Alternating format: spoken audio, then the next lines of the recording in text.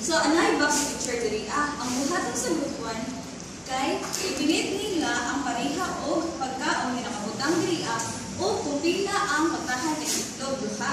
So, ipilit ninyo maluha ka itlog. Nakagets ba? Group 1? Yes, teacher. Good. Karon diri ano sa group 2. So, ang buhatong diri sa group 2 kay taas na kamo sa group 2. Okay, ang buhatong sa group 2 kay encircle ninyo ang nalahi diri sa picture. Kung tayo diri sa item number 1. Diri sa mga lapis kay naay tulo, duha o tulo. So, ang madali dapat ang circlean sa duha. Very good. So, yan ang inyong buhaton.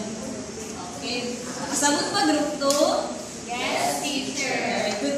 So, diri na punta sa group 3. Itas lang kamo sa group 3? Okay, ang buhaton sa group 3 kay naami mga gamit ko diri for example kaning flower. So ang color sa flowers kay ang color sa butterfly kay blue. So koloran ninyo og blue ang butterfly. Okay, nakagets ko group 3?